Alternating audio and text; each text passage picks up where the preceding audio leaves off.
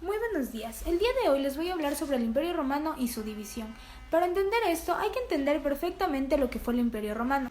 El Imperio Romano fue el tercer periodo de las civilizaciones romanas en la antigüedad clásica, posterior a la República Romana. Este se caracterizó por tener una forma de gobierno autocrítica. Todo comenzó cuando su capital, Roma, empezó a expandirse por todo el mar Mediterráneo. Esto fue el dominio de Roma, que llegó a tener su máxima expansión durante el gobierno del rey Trajano, expandiéndose así desde el oeste el Océano Atlántico hasta las orillas del mar Caspio, Rojo y Golfo Pérsico al este, desde el sur el desierto de Sahara hasta las orillas de los ríos Rin, Danubio y la frontera con Caledonia al norte. Su superficie máxima establecida ha sido de 6,5 millones de kilómetros. Ahora sí, el porqué.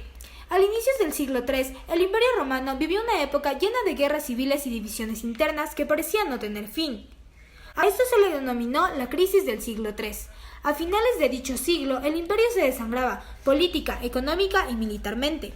La política era inestable, particularmente en el lado occidental, ya que se desataron varios disturbios internos protagonizados por militares con ambición política que realizaron varias guerras civiles solo por conseguir el poder.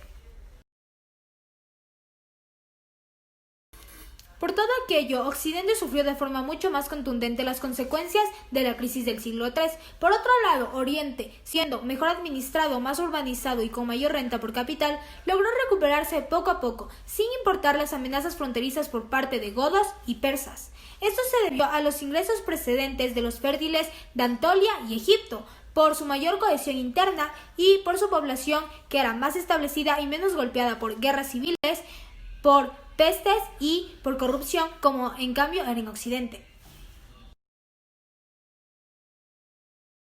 A finales del siglo III apareció un personaje con un nuevo sistema de gobierno que traería paz y estabilidad momentánea al Imperio Romano: Diocleciano, un antiguo militar de origen dálmata que incursionó en el sistema llamado tetrarquía, por el cual dos emperadores, uno por el lado oriente y otro occidente, debían gobernar juntos y de la mano el Imperio Romano.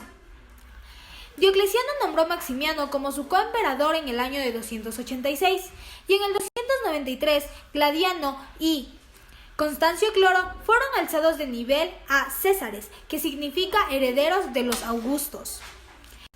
Este sistema duraría poco tiempo, solo el tiempo en que Diocleciano estuvo en acto, ya que después de su muerte los dos Augustos empezaron a enfrentarse entre sí.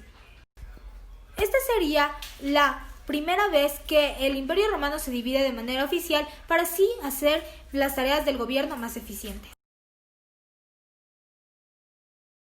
Constantino, el hijo de Constancio Cloro, fue declarado emperador por sus militares en Britania.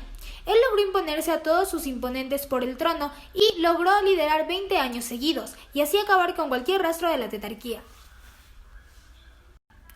Los dos imperios continuaron trabajando y progresando con las mismas condiciones, hasta la llegada del reinado del emperador Teodosio I, que fue desde el 379 hasta el 395 después de Cristo, cuando, por situaciones internas y externas, se dio la separación de cada uno de los imperios. Una de estas situaciones fue la obstinación excesiva de Teodosio I para promover el cristianismo y así acabar con los cultos paganos, y también para acabar con la corrupción que envolvía a las clases dominantes.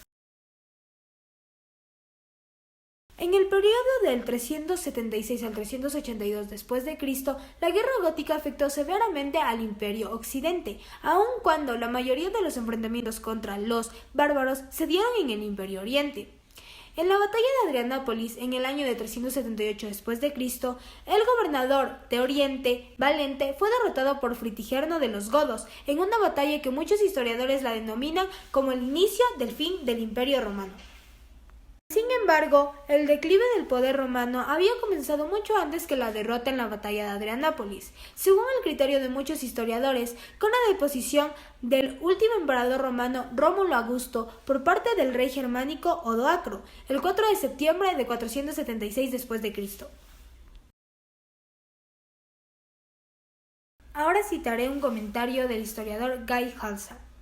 Lo más irónico es que en ese tiempo ni siquiera se podía distinguir una sola cosa que lleve exactamente a la terminación del imperio.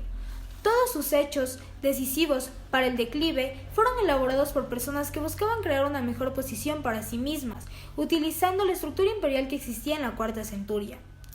En su discurso famoso, André Piganiol comenta: la civilización romana no murió por causas naturales, sino que fue asesinada. Para mí, ninguna de estas dos es la correcta. El Imperio Romano no murió por causas naturales, ni tampoco fue asesinada, más bien cometió un suicidio accidental. Hasta aquí hemos llegado con este tema. Espero que esta información les sea de gran utilidad y espero haber podido llenar todas sus inquietudes. Gracias por su atención. Buenas tardes.